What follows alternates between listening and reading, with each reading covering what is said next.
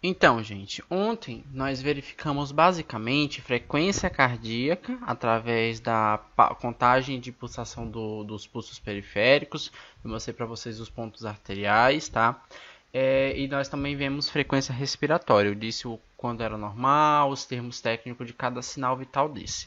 Hoje nós vamos nos ater aos dois últimos, tá? Que seria a pressão arterial e saturação de oxigênio. Tem um outro que seria a glicemia, porém nós já tivemos glicemia separadamente. Vamos iniciar com pressão arterial. Como vocês já sabem, gente, as artérias são vasos sanguíneos que saem do coração e são responsáveis por transportar o sangue rico em oxigênio e nutrientes para todos os tecidos do corpo, né? Esse sangue ele sai com uma força muito grande do coração, que nós chamamos de pressão arterial, tá? Então, o que seria a pressão arterial? É a força exercida pelo sangue no interior da parede da artéria, tá? Então, a velocidade que esse sangue corre, ele pressiona a parede da artéria. E é essa força que nós medimos, tá? Isso que nós chamamos de pressão arterial. Ela é dividida em duas partes, tá? A pressão arterial sistólica, ou pressão arterial máxima em algumas literaturas, e pressão arterial diastólica, ou pressão arterial mínima em algumas literaturas. A pressão arterial sistólica, senhores, ela vai representar o volume de sangue que é lançado na corrente sanguínea em cada sístole do coração. Vocês lembram que o coração faz em dois movimentos, um de contração e de relaxamento, que nós chamamos de sístole e diástole? Então, a quantidade de sangue que for lançado na corrente sanguínea quando o coração ele contrai, quando ele faz a sístole, nós chamamos de pressão sistólica. O primeiro movimento do coração, de contração, onde ele coloca o sangue do interior das suas cavidades para as artérias fazerem a distribuição. O segundo movimento cardíaco, que é o relaxamento, senhores, é a diástole. A pressão no momento da diástole, no relaxamento do coração, nós chamamos de pressão diastólica. E nós temos que verificar as duas, tá? A pressão diastólica ela vai representar a resistência que os vasos sanguíneos oferecem ao volume que eles acabaram de receber do coração. Como eu comentei com os senhores na nossa primeira aula de sinais vitais, na parte de introdução, todo sinal vital tem uma unidade de medida, né? Uma unidade que é padrão e muitas delas são universais. Temperatura é em graus Celsius, frequência cardíaca é em batimentos por minutos, frequência respiratória é por respiração por minutos ou inspiração por minuto, a glicemia capilar é por miligrama por decilitro. A unidade de medida de uma pressão arterial é milímetros de mercúrio, tá? Que é uma unidade padrão a nível internacional para se verificar pressão. De maneira geral. Então, nós utilizamos essa mesma pressão na hora de verificar a pressão arterial, tá? Milímetros de mercúrio, que tem como símbolo o MM, dois M's minúsculo, e um Hg, que é o símbolo químico na tabela periódica do mercúrio, tá? Então, além do número que vocês vão encontrar verificando, vocês ainda têm que colocar a unidade de medida desse número, desse sinal vital. E da pressão arterial é milímetros de mercúrio. Qual é o instrumento que nós utilizamos, gente? O instrumento que nós utilizamos para aferir a pressão arterial, nunca vocês vão falar medir ou verificar a pressão arterial, o termo correto é aferir pressão arterial, é o esfigmomanômetro, tá? Comumente, o pessoal da saúde só chama de esfigmo, porque esse nome ele é muito grande e a gente gagueja ou confunde na hora de falar, tá? O nome correto dele é esfigmomanômetro. Existem alguns tipos de esfigmomanômetro, tá? Eu tenho um com a coluna de mercúrio, onde um número vai aparecer nessa coluna. Eu tenho um esfigmomanômetro de ponteiro, onde ele vai ter um reloginho que vai dar os dois valores para nós. Nós vamos ter que ficar atento a esse valor, tá? E eu tenho o esfigmomanômetro de pulso digital, onde eu só coloco na região do pulso do paciente aperta o botão e os dois valores vão aparecer. 120 foi o primeiro valor e 80 foi o segundo valor. 12 por 8, 120 por 80, tá? É preferível, senhores, nós utilizarmos o esfigmomanômetro de ponteiro, tá? Ele é mais fidedigno na hora de aferir uma pressão arterial. Logicamente que em casa, para se realizar sozinho, e infelizmente em alguns hospitais no setor de triagem, eles utilizam o de pulso ou um digital, tá? Mas o correto mesmo seria um de ponteiro. Quando iniciou a nossa disciplina, eu pedi para vocês providenciarem material quem não tinha. Todo mundo aqui já tem um esfigmo e um estetoscópio, senhores?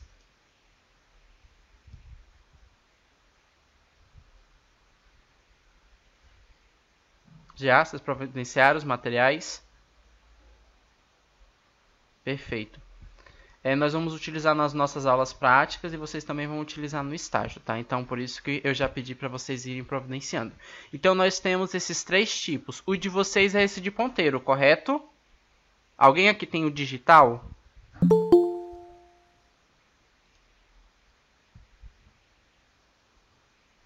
Hein, senhores? De todo mundo é de ponteiro? Tá, perfeito. Tem que ser esse de ponteiro mesmo, tá? Esse digital não é aconselhável e geralmente a gente não deixa os alunos utilizarem no estágio. Ele tem a vantagem por dar para fazer sozinho, né? Porque esse daqui tem que ser uma pessoa treinada e capacitada para conseguir auscultar os volumes e exercer a técnica correta, tá? Então não teria como, por exemplo, eu aferir a minha própria pressão arterial com um esfigmo de ponteiro. Até tem, mas o valor pode ser errôneo. O digital não, já teria como eu fazer sozinho. Além do esfigmomanômetro, nós vamos utilizar um estetoscópio, tá? Que ele é um instrumento que ele amplifica os sons que chegam para a gente através dos ouvidos pelas binoculares, tá? Inicialmente ele era utilizado muito para se verificar os batimentos, os sons cardíacos, tá? Mas qualquer som do corpo humano nós conseguimos verificar. O sopro da carótida, os próprios sons cardíacos, o som das artérias, do batimento arterial, que é o que nós verificamos na pressão arterial, tá? Os sons de movimentação do sistema digestório, que nós chamamos de contração peristáltica, tá? O som que nós avaliamos na pressão arterial é do batimento arterial. Ele tem um nome característico que poucos profissionais sabem ou utilizam, tá? Nós chamamos aqueles barulhos arteriais, aquelas batidas que nós ouvimos com o estetoscópio na hora de verificar uma pressão arterial, de ruídos de Korotchikov, tá? Não esqueçam esse nome, eu coloquei aqui para vocês também. Ruído de Korotchikov. Cada batimento arterial daquele que nós vamos auscultar com o estetoscópio, nós chamamos de ruído de Korotchikov. O estetoscópio, por sua vez, ele é dividido em algumas partes, tá? Nós temos as olivas que acoplamos aos ouvidos, né, para a gente conseguir auscultar. Essas olivas, elas devem ser higienizadas diariamente e antes e após a todos os procedimentos, tá? Principalmente se vocês forem utilizar o estetoscópio do hospital quando estiverem trabalhando, enquanto acadêmico não, cada um tem que ter o seu. Temos a via auricular, que vai dividir em duas partes. Nós temos o tubo do estetoscópio e temos a parte que vai ser colocada na pele do paciente, que são duas, tá? O diafragma, que é a parte maior, e a campânula, que é a parte menor. A campânula utilizavam muito, e utilizam, na verdade, para fazer auscultas em crianças, tá? O diafragma é para mais adultos, que o som é um pouquinho mais alto. Vamos lá. A série de sons que o operador, ou seja, aquele que vai verificar a pressão arterial, o batimento arterial, são chamados de sons ou ruídos de Korotchikov. Não esqueçam esse nome. Não vão falar que é batida da artéria, tá? Ou barulho. Aquilo nós chamamos de ruídos de Korotchikov. Vocês vão ouvir o primeiro e o último Korotchikov. E são poucos profissionais que lembram desse nome. Gravem ele, eu até destaquei aqui para vocês.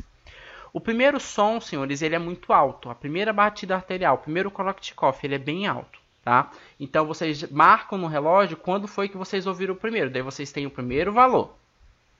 E à medida que vocês forem abrindo o esfigmo, ele vai diminuindo até ele sumir. Então nós temos que marcar o primeiro e o último Korotchikov, tá? Alguns fatores podem influenciar na pressão arterial, tá? Logicamente que o erro da técnica, experiência do técnico que for aferir pode contribuir. Porém, alguns fatores do próprio paciente podem fazer com que a pressão dele aumente ou diminui e gere um valor que não seja condizente com a realidade, tá? Por exemplo, a idade influencia diretamente a pressão arterial, tá?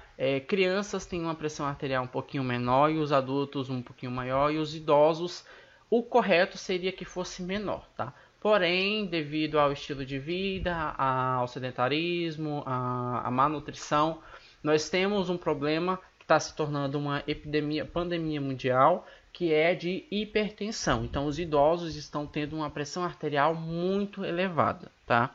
Tanto é que os valores de referências que nós utilizávamos há alguns anos atrás, eles foram revistos e aumentados, tá? Porque observou-se que a população mundial está com a pressão um pouco mais alta, então os valores de referência tiveram que acompanhar essa mudança, tá? O cotidiano também pode alterar. Se vocês forem verificar logo pela manhã, quando a pessoa repousou durante a noite, o metabolismo ainda está lento, a pressão sempre vai estar um pouco mais baixa, tá? Ela vai aumentando durante o dia e à noite ou no finalzinho da tarde ela vai atingir o pico máximo e depois começa a diminuir novamente. As mulheres, elas tendem a ter a pressão um pouquinho mais baixa também, tá? Porque como o homem precisa de uma irrigação sanguínea maior, mais efetiva do que as mulheres, porque o homem possui mais massa muscular, então ele tem que irrigar esses músculos de maneira mais efetiva, logicamente que esse volume a mais de sangue vai fazer com que a pressão arterial dele seja um pouquinho maior também. Então as mulheres tendem a ter a pressão mais baixa. Os exercícios físicos, eles aumentam a frequência cardíaca. Se aumenta a frequência cardíaca, também vai ter um aumento da pressão arterial. E em situações de emoção ou dor, tá?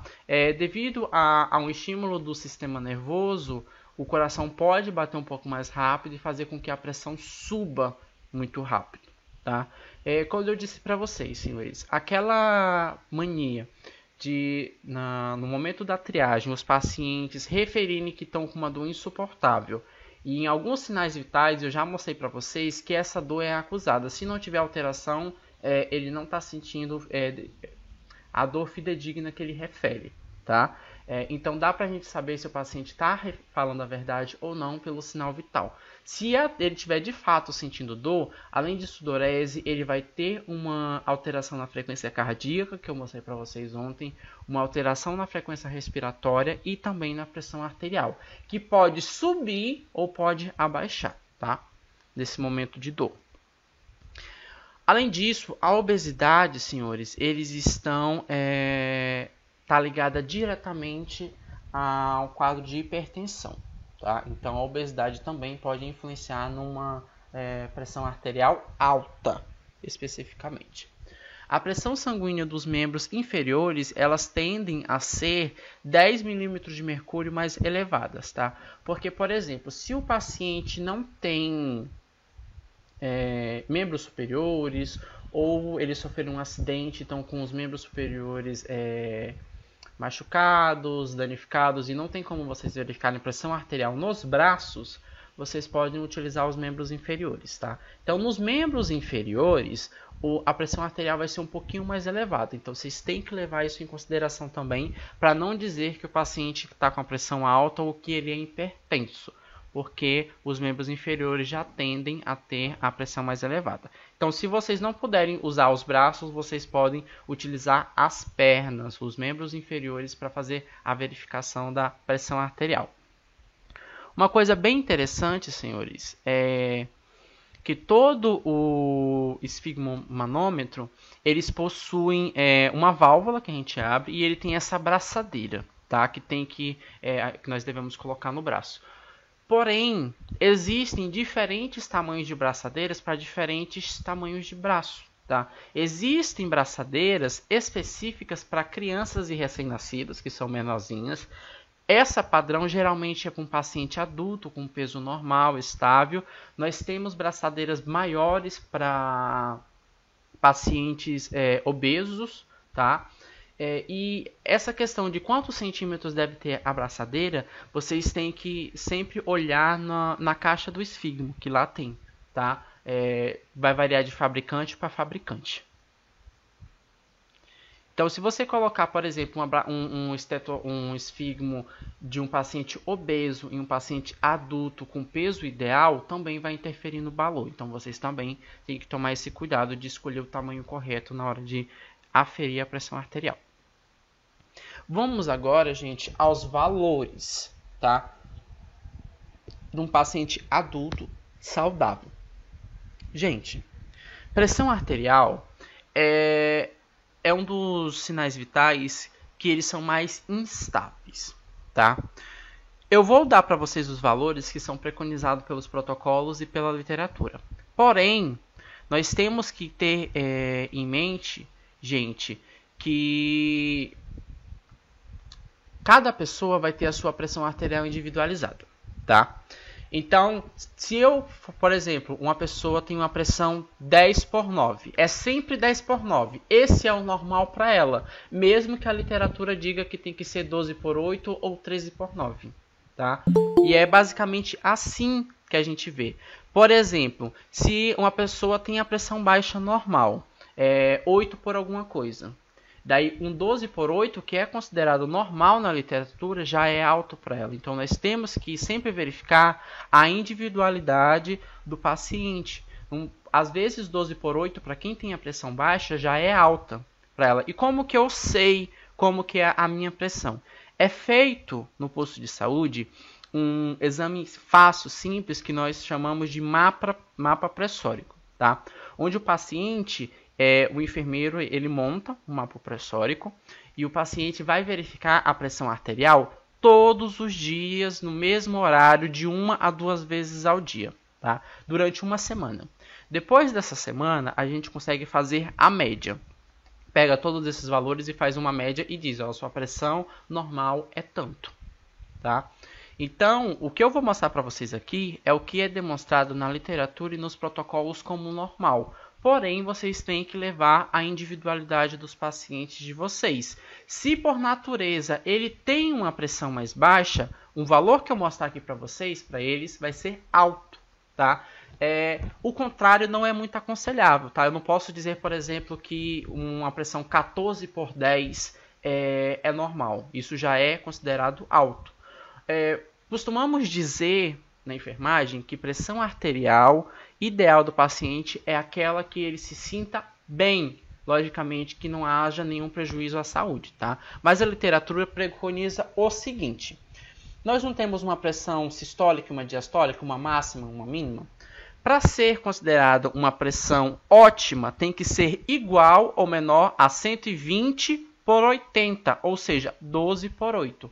Nós não medimos no ponteiro do relógio do esfigmo 12, tá? Nós só vamos encontrar o valor 120, que é o equivalente ao 12, igual ao 8. Lá no ponteiro do relógio só vai ter 80, não vai ter 8, tá? Então, o 120/80 é o popular 12/8. Para uma pressão ser considerada normal, ela pode ser no máximo ou menor do que 130 ou igual a 130/85, ou seja, 13/8,5. 8,5 a gente não consegue visualizar, então a gente pode arredondar para 9. Então, 13/9 hoje é considerado normal. Antigamente não, o máximo era 12/8, 120/80. Hoje nós consideramos um 130/90, um 13/9 normal também, devido a esse motivo que eu falei para vocês. A pressão arterial da população mundial está aumentando, tá? Então nós tivemos que aumentar o valor de referência também. O limite de tudo, senhores, é algo próximo a 14, mas isso já é um sinal de que algo está muito errado e que a pressão está alta, até 85, 89. Então vamos definir, para vocês conseguirem entenderem melhor, 13 por 9, 130 por 90. Acima de 130 por 90, nós já consideramos que a pressão está alta. Daí eu posso ter uma hipertensão no estágio 1, estágio 2 ou estágio 3. O estágio 1 é se for maior do que 149 a 159. Estágio 2 é 160 a 179, tá? Seria, por exemplo, um 14 por 9. 14 por 9 já é hipertensão estágio 1. Estágio 2, 16 por 10. 16 por 10 já é uma hipertensão estágio 2. E o maior do que 18, 18 por 11, por exemplo, já é uma hipertensão estágio 3. Lembrando que nós temos que verificar a individualidade para o paciente. Mas jamais vocês vão poder dizer para mim ou para o paciente de vocês que deu 14 por 9 e isso está normal, tá? Valores acima de 13 por 9 já é considerado alto. Porque senão nós iríamos banalizar e o paciente ia falar que está com a pressão 18 por 11 e está se sentindo bem e que isso é o normal para ele. Gente, não é normal. Uma pressão arterial nesses valores altos é muito danoso à parte orgânica do corpo, onde o paciente tem prejuízos oculares, tem prejuízos circulatórios, prejuízos cardíacos, pode ter um AVE, algum acidente vascular encefálico, pode ter uma parada cardíaca, pode aumentar a pressão intraocular e ele ter problemas de visões, tá? Então nós temos que sempre manter o valor considerado normal, 12 por 8, 13 por 9. Mais baixo do que isso, se ele tivesse sentido bem, ok. Tá? Essa é a pressão, porque quem tem pressão baixa, um 12, como eu já falei para vocês, um 12 por 8 já é alta para ela. E eles vão começar a sentir sintomas quando ela aumentar. Então, se você tem uma pressão, por exemplo, um 9 por 7, 90 por 70. 90 por 70 é considerado baixo, de acordo com os valores de referência. Mas se você tiver 120 por 80, um 12 por 8, de acordo com os valores de referência, isso já é alto. Então você já vai sentir tontura, já pode sentir enjoo, uma dor de cabeça, uma cefaleia na região occipital, ou seja, na nuca. Tá? Então, esses daqui são os valores preconizados pela literatura e pelos protocolos do Ministério da Saúde. Mas nós temos que, sim, levar em consideração as individualidades do paciente. Eu aconselho vocês verificarem quando estiverem abaixo, e isso considerar normal. Acima de 13 por 9, já liguem um alerta. Tá? Daí nós temos uma terminologia técnica para pressão arterial. Quando a pressão arterial está alta, a pessoa está com pressão alta, nós chamamos isso de hipertensão. Se ela estiver com uma pressão baixa, mais baixa, ela sentindo sintomas, tá, gente? Não vou falar que é baixa sendo normal para ela. Se ela estiver baixa, sentindo algum incômodo por essa pressão estar baixa, nós chamamos isso de hipotensão. Basicamente são isso, tá? Os dois termos técnicos que eu quero que vocês aprendam. Hipertensão quando está alto e hipotensão quando está baixo. Nós temos outros dois que nós chamamos de pressão arterial convergente e pressão arterial divergente. O que seria isso, senhores? Eu não disse que nós temos que verificar dois valores, o primeiro e o último Korotchikov, que é a pressão sistólica e a pressão diastólica? Se a pressão sistólica e diastólica estiverem muito próximas uma da outra, eu chamo isso de pressão convergente. Então, 12, 120 por 100, 12 por 10. 12 e 10 está muito próximo os valores, então eu chamo isso de pressão convergente. Pressão divergente é quando os dois valores eles estão muito afastados um do outro, como por exemplo, um 120 por 40, um 12 por 4. 12 por 4, a diastólica está muito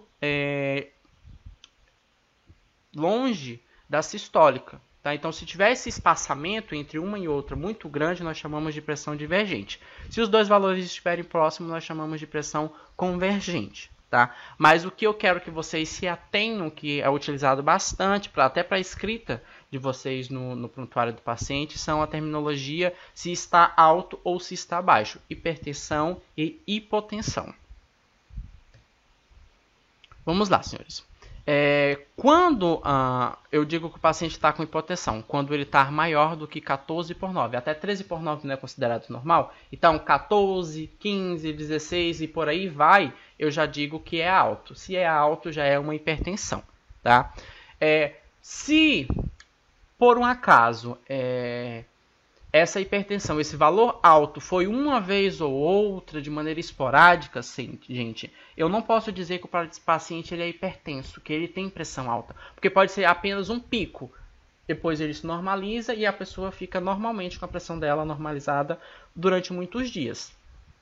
Mas se durante muito tempo, por exemplo, naquele mapa pressórico que o enfermeiro prescreve, que ele verificou durante uma semana, 2 vezes ao dia, e durante essa semana todinha permaneceu alterado, permaneceu alto, aí sim eu posso dizer que o paciente, muito provavelmente, ele tem uma hipertensão, tá? Hipertensão, o diagnóstico de hipertensão é fechado apenas pelo médico. Deveria ser por um cardiologista, tá? Mas geralmente no posto é o clínico geral. Mas nós na enfermagem ficamos fazendo a avaliação e o monitoramento. Porque quando o paciente vai ao médico se consultar, ele já tem que levar esse mapa, tá? Com a pressão verificada durante uma semana, 2 vezes ao dia, no mesmo horário. Se foi apenas um pico, tranquilo. Ou ele estava ansioso, ou ele se alimentou mal, ou ele teve algum estresse, tá? Mas se permaneceu alta a semana toda, muito provavelmente ele tem hipertensão sim.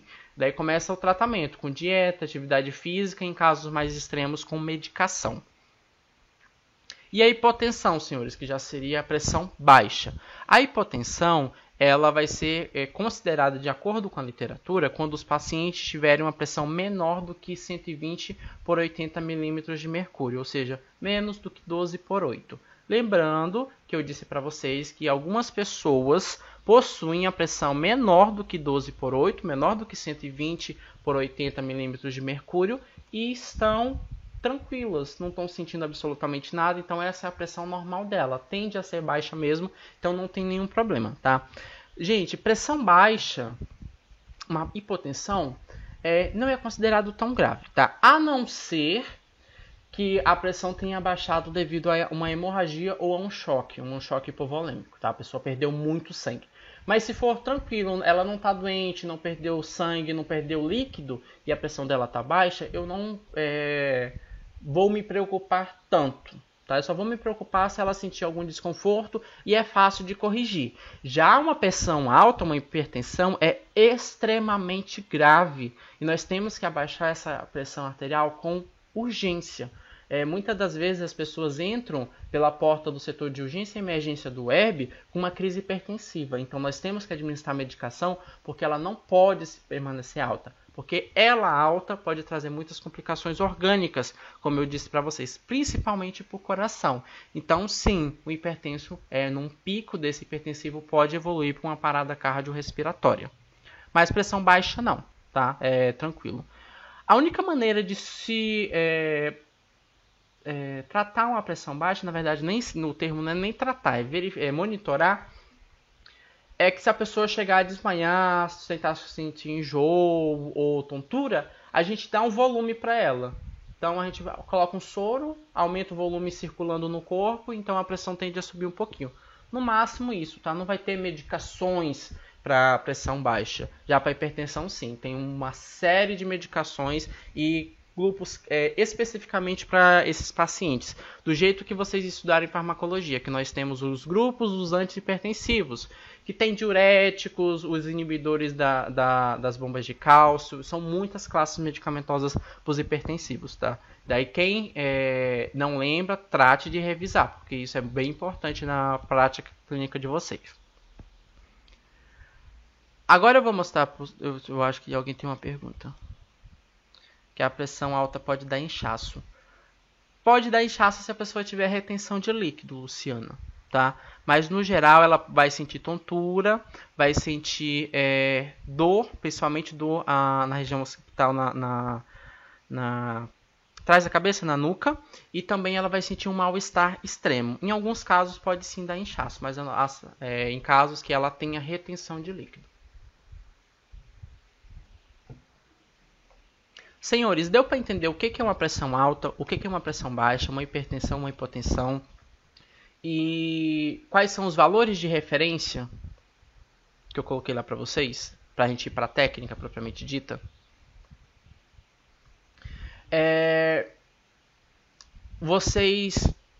Ficou claro que por mais que eu tenha um valor de referência, eu tenho que verificar a individualidade do meu paciente, principalmente se for uma pressão baixa? Deu para entender isso? Perfeito. Porque na pressão eu não posso fazer igual aos outros sinais vitais, que eu olho os números, olho a tabela e é aquilo, tá? Eu também tenho que fazer essa verificação da individualidade dos pacientes, senhores. O que o pessoal fala, tá? Pressão arterial boa é aquela que nós nos sentimos bem, a não ser que ela seja alta. Eu não posso falar que uma pressão alta tá tranquilo, tá? Uma pressão baixa e a pessoa estiver se sentindo bem, tudo bem. Mas uma hipertensão, os números um pouquinho mais elevados, não. Vamos para a técnica propriamente dita, tá? Vamos começar com o preparo do paciente, tá? São poucos sinais vitais que a gente tem que fazer um preparo, mas na pressão arterial nós devemos, tá? Porque muitas coisas podem influenciar essa pressão arterial, como eu mostrei para vocês. Vocês vão chegar para o paciente, vão explicar para ele o que vocês vão realizar e vão deixar ele em repouso pelo menos por 5 minutos, tá? Por exemplo, se ele deu entrada no hospital, vocês já não podem ir verificando a pressão arterial dele direto.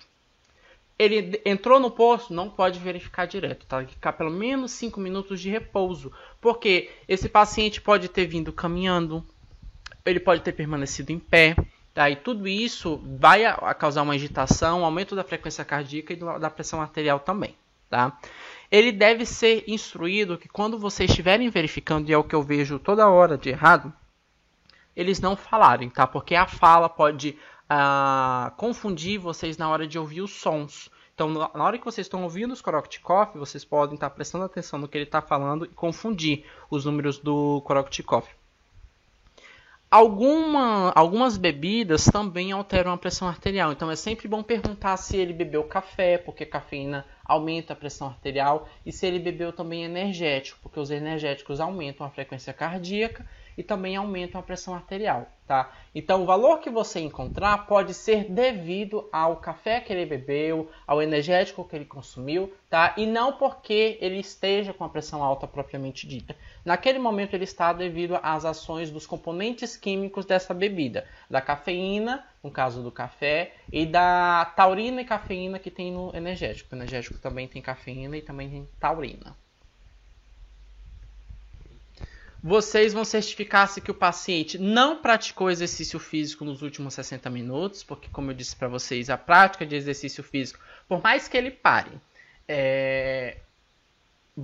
o metabolismo ainda vai estar acelerado, a frequência cardíaca pode estar um pouquinho mais alta, tá? Então, se ele praticou atividade física, só pode verificar a pressão arterial 1 hora após a prática da atividade física, tá? Se ele não praticou atividade física e chegou caminhando ou estava em pé, espera só os 5 minutos. Mas atividade física, se ele correu, se ele malhou, 1 hora. Se ele ingeriu bebidas alcoólicas, café ou alimento, como eu havia falado para vocês, e se ele fumou durante os últimos 30 minutos anteriores à aferição da pressão arterial, tá? Porque o cigarro também altera a pressão arterial. Feito todos esses cuidados, senhores, a gente já pode posicionar o paciente para verificar a pressão arterial dele, tá? Ele deve estar preferencialmente sentado, um ângulo de 90 graus, ou deitado se ele estiver internado, tá? As pernas dele, senhores, é o que eu vejo que muitas das vezes vocês também não tenham esse devido cuidado, não pode estar de forma alguma cruzada, tá? Tem que estar descruzada, porque quando o paciente cruza a perna, tem uma interferência na circulação sanguínea e pode alterar o valor final dessa pressão arterial. Os pés devem estar apoiados no chão, o dorso das costas encostado na cadeira, tá? E ele deve estar relaxado. O braço deve estar na altura do coração, por isso que a gente apoia o braço do paciente na mesa, né? Quando ele está sentado, a gente verifica numa mesa. Se ele estiver deitado, vai estar na mesma altura, tranquilo. Tá? As roupas devem estar livres. O que eu vejo, senhores, muitos técnicos de enfermagem, quando vão colocar o manguito do esfigmo no braço do paciente, coloca por cima da roupa. Os homens ou os meninos que estão com camisa de manga longa devem subir. Tá? Não coloquem o esfigmo em cima da roupa do paciente. Vocês vão ouvir, mas vai ser um valor errado que vocês vão ouvir. É um cuidado que a gente também tem que ter. O braço, senhores, que deve ser escolhido, tem que ser o membro superior direito, tá? Não pode ser o esquerdo, tem que ser qual é o lado do coração, senhores? Direita ou esquerda?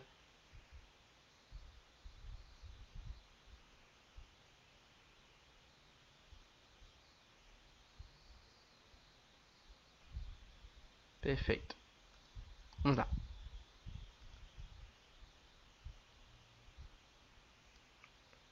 Vocês vão escolher um manguito, e eu disse para vocês que cada tamanho de braço tem um manguito diferente, tá?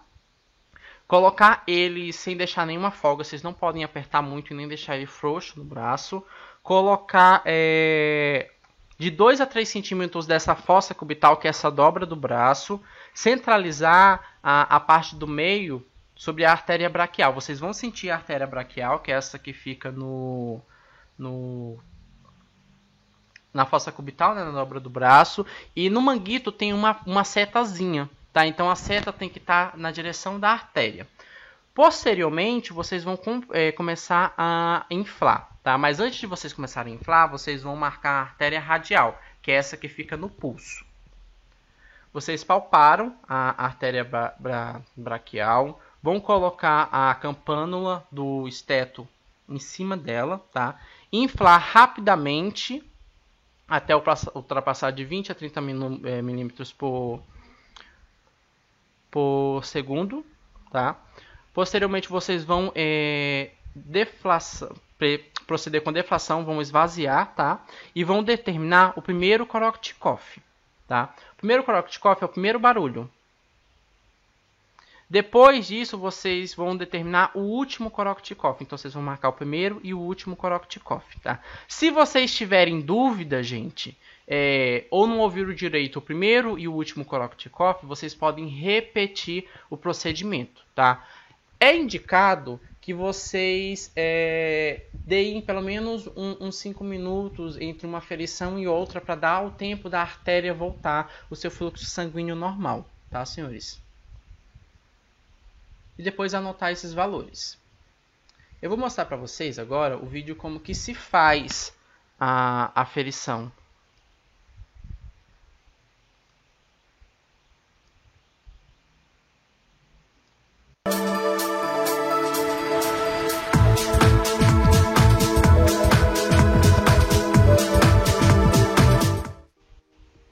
Após reunir o material, direcione-se ao quarto da paciente. Se apresente. Oriente sobre o procedimento que será realizado. Confirme o nome completo e data de nascimento, confrontando com as informações da prescrição médica. Higienize as mãos com água e sabão ou álcool a 70%.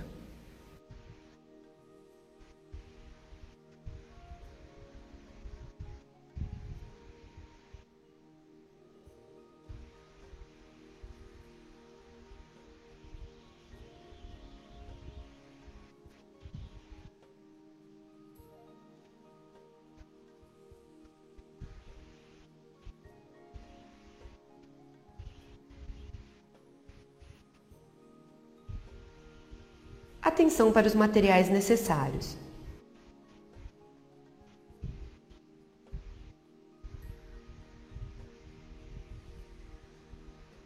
Abaixe as grades.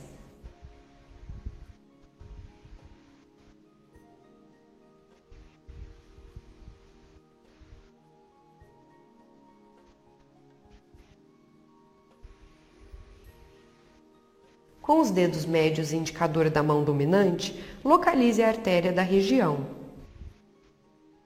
Envolva o manguito, suave e confortavelmente, em torno do membro. Mantenha a margem inferior da braçadeira 2,5 centímetros acima da dobra do cotovelo.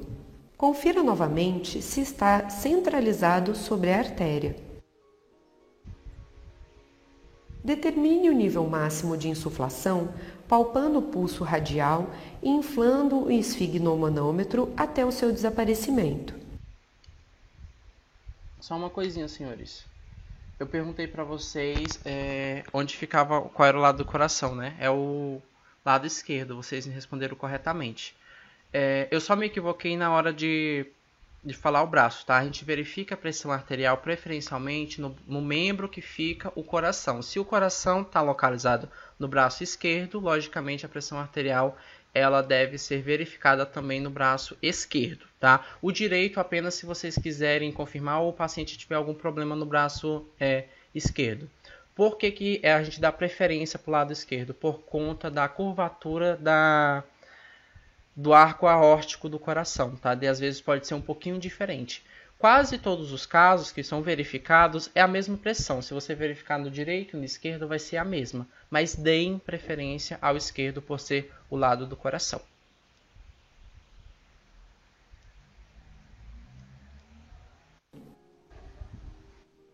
Registre o valor da pressão sistólica palpada e aumente mais 30 mm de mercúrio no momento da aferição da pressão arterial.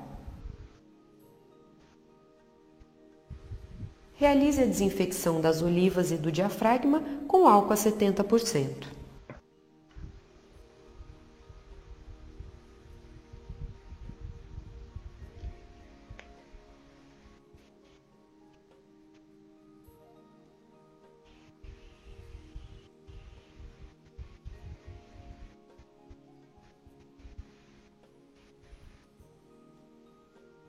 Posicione o diafragma do estetoscópio sobre a artéria palpada. Feche a válvula da pera e insufle o manguito rapidamente, até 30 mm de mercúrio acima da pressão sistólica registrada anteriormente. Desinsufle o manguito de modo que a pressão caia de 2 a 3 mm de mercúrio por segundo. Ao soltar o ar, observe a coluna do manômetro e auscute o som da artéria. Identifique a pressão sistólica máxima em milímetros de mercúrio, observando no manômetro o ponto correspondente ao primeiro batimento regular audível, sons de Karatkov. Identifique a pressão diastólica mínima em milímetros de mercúrio, observando no manômetro o ponto correspondente ao último batimento regular audível. Desinsufle totalmente o aparelho com a atenção voltada ao completo desaparecimento dos batimentos. Então, gente, existem algumas formas de verificar, tá? O correto seria o quê? Eu colocar o esfígmo, palpar a artéria radial, inflar, sumiu o pulso da artéria radial, daí eu inflo de 20 a 30 mais, esvazio, inflo novamente. Porém, os profissionais não têm tempo e muitos deles não fazem isso. Eles já vão direto, inflam tudo que tiver que inflar e já desinflam diretamente também, tá? Quando eu voltar com vocês para a prática, eu vou mostrar para vocês como que se faz isso direitinho, tá? Do jeito que está na literatura e do jeito que o pessoal faz no hospital. O correto seria a gente fazer do jeito que está na literatura, mas também funciona.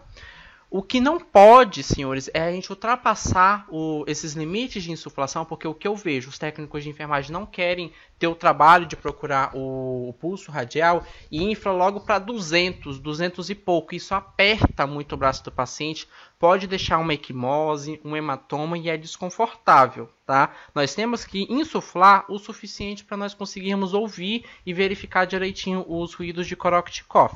Nós vamos treinar bastante isso, tá? Que pressão arterial requer mais treino do que os outros sinais vitais. Existem alguns enganos que podem ocorrer, principalmente vocês que estão iniciando agora, tá? Principalmente quando vocês escolherem equipamentos errados. Por exemplo, se o esfígmo não for calibrado, ele pode mostrar e demonstrar um valor errôneo. Se vocês escolherem, por exemplo, uma abraçadeira incompatível com o braço do paciente. Eu disse para vocês que nós temos braçadeiras para criança, nós temos braçadeiras para adolescentes, para idosos, para pacientes obesos. Se vocês escolherem um tamanho errado, também pode dar uma alteração no valor, tá? E se tiver alguma obstrução na pera, a pera é esse negocinho aqui que a gente aperta. O balãozinho que fica na ponta, deixa eu ver. Aqui, ó.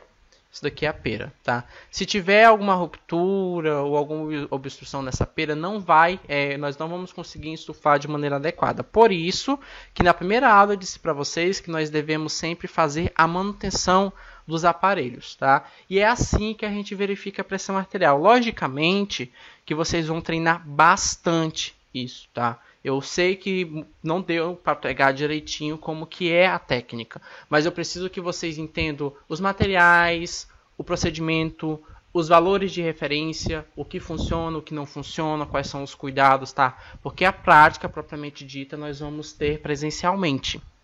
E aqui está, senhores, os diferentes tamanhos de braçadeiras do esfigmo, tá?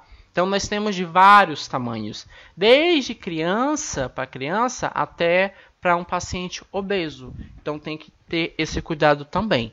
Eu já vi muito o pessoal utilizar, por exemplo, uma braçadeira de um paciente obeso em um paciente adulto com peso normal. Muito provavelmente o valor da pressão arterial vai estar alterado, tá? Ocorre também vocês cometerem alguns erros no posicionamento ou alguns erros técnicos na hora de verificar uma pressão arterial, tá? Por exemplo, se vocês deixarem o braço do paciente sem apoio, ou muito alto ou muito baixo, eu não disse que tem que ficar próximo à altura do coração, o valor também pode ser errôneo. Se vocês colocarem muito acima da fossa antecubital, eu não disse para vocês que é de 2 a 3 centímetros da fossa antecubital. O que é a fossa antecubital? Essa dobra do braço. Se vocês colocarem muito lá em cima ou muito lá embaixo, vocês também não vão conseguir auscultar e o valor também vai dar errado. Se o equipamento ou as mãos de vocês estiverem frias, como eu já falei para vocês, as mãos devem ser sempre aquecidas antes de tocar um paciente. Pode haver vasoconstrição ou o paciente ele pode se assustar, se alterar, se agitar e também influenciar no valor da pressão arterial dele. Se a oliva ou o sistema acústico do estetoscópio estiver danificado, vocês também não vão conseguir ouvir o Korotchikov. Gente, alguns técnicos de enfermagem não utilizam o estetoscópio. Eles querem observar só a batida do ponteiro. Nós não temos que marcar o primeiro e o último Korotchikov. Nós vamos ver que no primeiro Korotchikov, no último Korotchikov, o ponteiro dá uma batida, tá? Ele vem certinho, retinho, linear, e quando vai dar o Korotchikov, ele bate.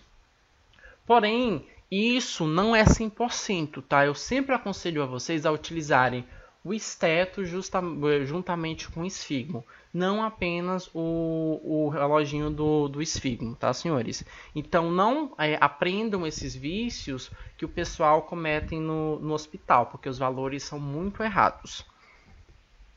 E se houver uma interação do examinado com o examinador, pode afetar a leitura, principalmente se vocês estiverem conversando com o paciente de vocês. Peça, por gentileza, para ele ficar quieto, ou que ele não fale, que ele tenha o braço na altura certa, que as pernas estejam descruzadas, com os pés apoiados ao chão, porque podem parecer coisas simples, porém isso também pode afetar o valor final, tá? Então, pressão arterial é um sinal vital que vai demandar muitos cuidados, muito treino e muita prática para que vocês consigam verificar e aferir de maneira efetiva, tá?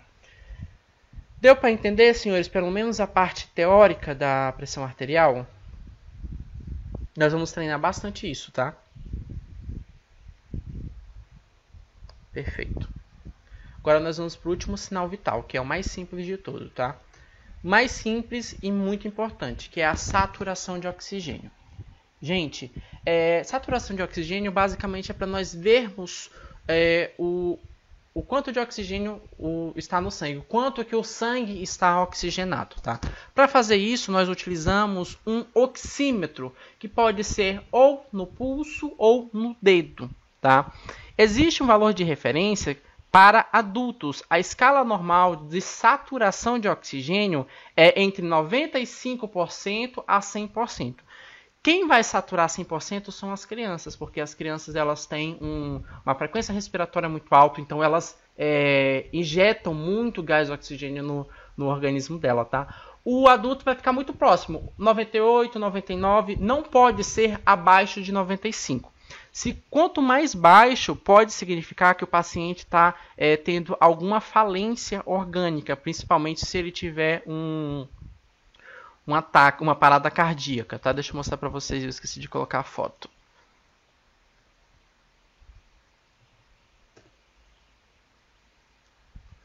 Então, eu tenho oxímetros de dedo e tenho oxímetros de pulso, onde eu coloco basicamente isso daqui no dedo indicador do paciente. Gente, é bem simples, tá? Nele vai mostrar a saturação de oxigênio em cima, por exemplo, aqui está 98%, está normal, porque o normal é de 95% a 100%, e embaixo vai mostrar a frequência cardíaca, então não vai precisar vocês contarem. Igual nós vimos ontem, marca 1 minuto, acha um ponto arterial e marca 1 minuto. Então, ele já vai dar para vocês o valor da saturação de oxigênio e a frequência cardíaca. Daí tem esse eletrônico de dedo e também nós temos um de pulso. Porém, senhores, eu não pedi, e os professores geralmente não pedem para vocês comprarem oxímetro, porque não é todo setor que pede esse sinal vital e também é um aparelho caro, tá? Então, se vocês tiverem o básico do kit acadêmico, vocês já conseguem trabalhar. O oxímetro não, é algo extra e ele é caro, por isso que a gente não solicita e não pede para vocês comprarem, tá? Mas ele serve basicamente para isso, para a gente ver a saturação de oxigênio, o quanto de oxigênio está circulando no sangue do paciente. É bem simples, só colocar no dedo com a unha virada para cima, apertar que ele vai fazer a leitura. Já vai te dar o valor do oxigênio e o valor da frequência cardíaca. O que vocês têm que estar atento é apenas ao valor de referência, que tem que ser entre 95% e 100%. Lembrando que 100% é para criança. Alguns alunos me perguntam, professor, um adulto pode saturar 100%? Pode, gente. Ele pode sim, dependendo de como ele estiver respirando, ele pode perfeitamente saturar 100%. Mas a gente sempre vê 98%, 99%, algo muito próximo de 100%, tá? Mas ele pode sim chegar a 100%. Porque o valor de referência é de 95% a 100%. Se tiver um valor de 90% ou menos do que isso, gente, significa que o sangue não está oxigenado de maneira adequada e isso pode causar muito prejuízo para a oxigenação tecidual, para a oxigenação do cérebro e também uma complicação cardíaca posterior. Então, se vocês verificarem que deu uma saturação de 90%, é considerável e é exigido pelos protocolos de saúde que seja administrado oxigênio nesses pacientes. Ou por um catéter, por uma cânula ou por uma máscara de oxigênio, tá? Então, 95% a 100% um valor normal e abaixo de 90% tem que ser administrado um oxigênio extra por uma máscara ou por uma cânula. Quando que nós fazemos a leitura, gente, com esse oxímetro? Quando o oxigênio é prescrito pela primeira vez, então se eu verifiquei que está numa saturação baixa, então eu deixo o oxímetro lá, tá? Administro o oxigênio e fico olhando, ver se esse valor está subindo, tá? Imediatamente ou durante algumas atividades físicas, em alguns tipos de exame, em alguns monitoramentos, os cardiologistas eles pedem que durante o exame ou atividade física o paciente utilize um oxímetro para fazer essa avaliação, tá? Se for um exame em clínica, quem vai colocar esse oxímetro vai ser vocês. Pacientes internados na UTI, senhores, eles ficam com o oxímetro no dedo 24 horas por dia, mais a monitorização cardíaca. Então, no monitor cardíaco já vai mostrar frequência cardíaca, saturação de oxigênio e como que está a respiração e os batimentos cardíacos dele, tá? Pelo monitor a gente já vai saber se ele vai precisar de oxigênio, se não, se a doença está se agravando, se ele vai ter uma parada cardíaca. Quando eu estava na UTI, quando eu ainda era aluno, nós identificávamos direto pacientes em paradas cardíacas pela saturação de oxigênio. Tinha paciente que ia para saturação 12, 10, 15, muito provavelmente já tem que começar a reanimação, tá? Porque depois daquilo, ele já vai parar. Depois daquele valor, ele já vai parar. Porque o normal não é quanto? Né? Entre 95% a 100%. Algumas literaturas consideram 96% a 100%, tá? Mas a maioria considera 95% a 100%.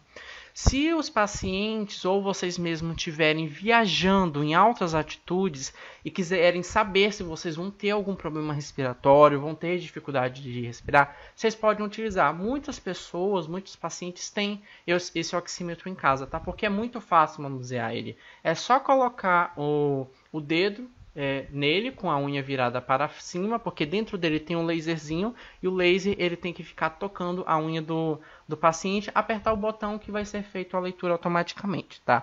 Então, em viagens, alguns cardiologistas sugerem os pacientes ficarem verificando a saturação de oxigênio com esse oxímetro, tá? O que vocês vão precisar para verificar? Basicamente, um oxímetro e um papel para anotar o papel e caneta para anotar esses valores. Senhores, nem todo hospital, nem todo setor vai ter oxímetro, tá? O setor que não tiver oxímetro, não é obrigatório vocês darem a saturação de oxigênio dos pacientes de vocês, tá? Já em alguns setores específicos é obrigatório, como o setor de urgência e emergência, o setor de cardiologia e o setor de terapia intensiva, a UTI, eles são monitorizados várias vezes e é exigido saturação de oxigênio. Se é exigido saturação de oxigênio, esse sinal vital, muito provavelmente vai ter oxímetro disponível para vocês fazerem essa verificação, tá? Na UTI não, cada leito tem o seu oxímetro e é acoplado 24 horas nos membros dos pacientes. Como que é feito o procedimento, gente? Vocês vão higienizar as mãos, como todos os procedimentos que eu mostrei para vocês até hoje. Preparar o material, que é o quê? O oxímetro e caneta e papel para vocês anotarem, explicar para o paciente, para a família qual é o objetivo, o porquê e o que significa aqueles valores que vocês vão encontrar. Vão preparar o local, tá? Se as mulheres estiverem com esmalte, tem que ser retirado o esmalte, porque eles podem atrapalhar na leitura desse sensor e desse laser. Se ela tiver unha postiça, tem também que ser retirado, tá? Porque tudo isso, uma camada extra acima da unha, que não seja o próprio esmalte natural da unha, a própria camada natural da unha, podem atrapalhar a leitura. Então tem tudo que ser retirado. Realizar o acoplamento e conferir a onda do pulso. A onda do pulso deixa eu ver se eu vou mostrar para vocês. É isso daqui, ó. Essa colunazinha que ela vai subir e descer até ela ler de fato, tá? Isso é a onda do pulso que eu me refiro aqui. Depois, se tiver alguma alteração, se tiver uma saturação muito baixa, tem que comunicar imediatamente e ver a necessidade da utilização de oxigênio extra ou não, tá? Vocês comuniquem qualquer alteração dessa para o enfermeiro, para o médico e higienizem as mãos. É o procedimento mais simples que nós vimos até hoje, tá? Alguma dúvida, senhores? Como que eu verifico a saturação de oxigênio? Deu para entender direitinho?